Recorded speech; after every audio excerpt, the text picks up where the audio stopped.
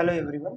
In the previous video, we saw the details of the block diagram of JPEG compression encoding scheme. So these are the steps we are going to perform in the JPEG encoding. So the first one is in discrete cosine transform, and then we are applying the quantization. On the quantized outputs, we are passing those outputs to the DPCM and then run length encoding. After whatever the outputs coming from this DPCM and run length encoding, we are passing it through the encoding entropy coding, where we are using the Hoffman encoding here. So in this video, we'll look into the how this particular DCT discrete cosine transform will perform operation on these particular pixel values, how it converting that pixel intensities into the okay.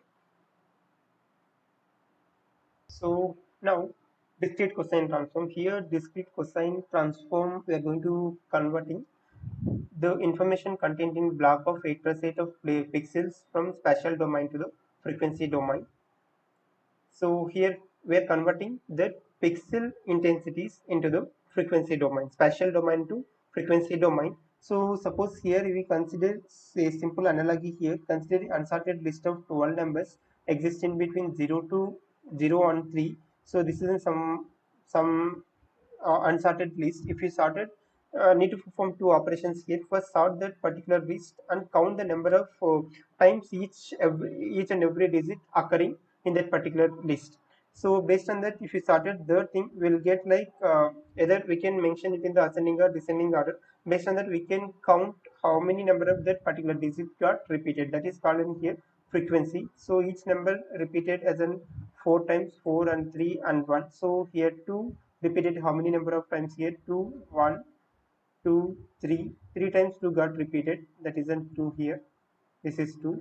And then 3, 1. Only 1 time 3 repeated. And next 1, 1, 1, 1, 2, 3. 4 times 1 got repeated. And 0. 1, 2, 3, 4. 4 times 0 got repeated. So here we are writing the frequency. How many number of times that value, that particular digit got repeated, that we are entering into the output of that particular list. Though this transformation, from this transformation we are going to lose the digits, but we are getting the frequency count. But in the some other methods are there. In that methods we can revert back whatever the pixels we are converting from spatial domain to the frequency domain. Those kind of transformations are, for example, that is an Fourier transform and then discrete cosine transform, or we can say the DWT also, discrete wavelet transform also. So here simply if you say this is a pixel block, a trace block, we are applying that particular DCT on this pixel image block. So this is a one-dimensional DCT formula, and then this is a inverse of that particular one-dimensional DCT. After converting that particular pixel intensities into the frequency domain, so which is called in frequency domain values. After that, we need to revert back the we need to reconstruct those values. So in order to reconstruct those values, we are using this formula. So while implementing in the hardware, it is hard to implement this particular formula. So here uh, to implement this particular DCT in hardware, we can reformat this particular equation into the matrix multiplication form. So here we clearly observe that this is a one-dimensional vector f of n. In two-dimensional instance, we'll get f of I comma j, something like that, or f of m comma n, like this we'll get two-dimensional. So this is in one-dimensional only. So we are getting here f of n. So this clearly we know this is the frequency term, frequency of pixel value, one-dimensional pixel values. So we can transfer this a of u by 2 inside to this summation, or we are multiplying this a of u by 2 summation n equal to 0 to n minus 1 cos of 2n plus 1 omega pi divided by 16. So we can easily convert this particular value without this f of n. We can convert it into one matrix, 8 cross 8 matrix. We can generate matrix with that. So simply we can say we are converting this particular one into this particular entire expression, uh, excluding this f of n. We are combining a of u by 2 and cos of 2n plus 1 by 16 omega into pi. So this one we are writing it is a small matrix called D, which is of size 8 cross 8, where we are applying this particular 8 cross 8 image block. 8 cross 8 block or one column of that. So something like this. If we say this is an 8 cross 8 block, So this is in first row, second row, third, fourth, fifth, sixth, and seventh, eighth row. So if you consider this particular first row will get like 8 columns and then single row, 1 cross 8. So we can transpose this, we will get 8 cross 1. So simply here we can multiply that with that 8 cross 1. So simply we will get 8 cross 1 as an output. That particular column value, it will produce it here. So based on that, we can convert this one-dimensional DCT, this formula into matrix domain form. So something like we can write D into X or D into F. We can write here F is an F of n is an pixel value. So we can write D into F. So this is where we can write like that we can convert and we can easily implement it in the hardware by writing the code in terms of Verilog by writing in Verilog coding. So matrix multiplication of D into 8. So that is an 8 cross 8 matrix multiplied with 8 cross 1 matrix. Okay. So in the similar manner we can apply we can convert the two-dimensional discrete cosine transform formula into a matrix format. That is something like two-dimensional DCT. That is a two-dimensional DCT. There we can write f of u comma v. This is then matrix 8 cross 8 matrix only. So there we can write so d into f into d transpose.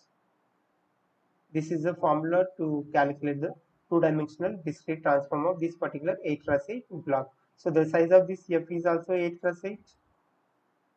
So this particular matrix is also 8 cross 8. Block is also 8 cross 8 and transpose is also 8 cross 8.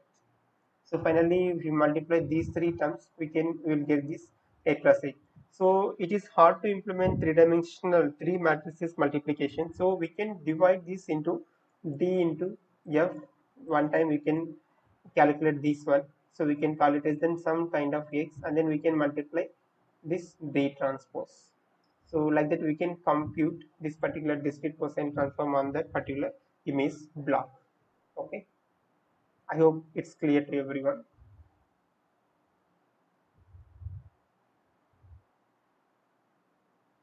So this is the example, the comparison between the DCT and the FFT, how close the DCT is producing the reconstructed values. So let us suppose say this is then some kind of signal here f of n.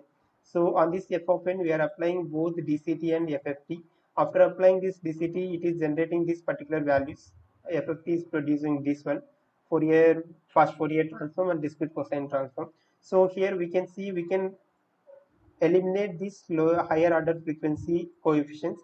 We can call it as a lower order frequencies. We are eliminating those values by doing some quantization method like that. Otherwise, we can simply replace those values with zeros. So with eliminating those values also, after eliminating those values, we are applying inverse DCT on that. We are generating this one. So here also the same thing is happening here. After performing FFT, it is producing this one. We are removing these highest frequency components from that data set, from that vector. After that, we are applying the inverse FFT. It is producing this one. If you clearly observe here, this particular DCT output, DCT reconstructed one is somewhat exactly approximately equivalent to this particular f of n, but this fast Fourier transform is not producing the exact reconstructed value. So due to that reason, we are going to consider in ZA compression discrete cosine transform in order to transfer the spatial domain pixel domain into the frequency sample domain. Okay. So now this is a slide which will explain how to apply the two-dimensional discrete transform. I already explained in the mathematical form. So here we can pixelize that in terms of blocks. So here we can consider the two-dimensional DCT. Actually, we are applying the two-dimensional DCT on the 8 plus 8 block. So this is an 8 plus 8 image block. So we are applying this particular one-dimensional DCT through the row wise like this, row wise we are applying. After applying one-dimensional DCT and row wise, we'll get this particular output. On this particular output, we are applying one-dimensional DCT as in column wise. After that, we are applying like this. So firstly, we are applying through the row wise, and then after getting the output from the one-dimensional row wise output, On that matrix, we are applying it to the column wise. We can apply vice versa also. We can apply first of all column wise, or rather, and then row wise also. We can apply vice versa also possible. So here, whatever the first element we'll get after this particular DCT, we'll call this is a DC element, DC component. The first component present in this matrix, we'll call it as a DC component, and the remaining from here, and the remaining values from here to and last, we'll call it as an AC components. Okay. Okay. In the next video, we'll see how to do the quantization on the generated discrete cosine transform coefficients. Thank you.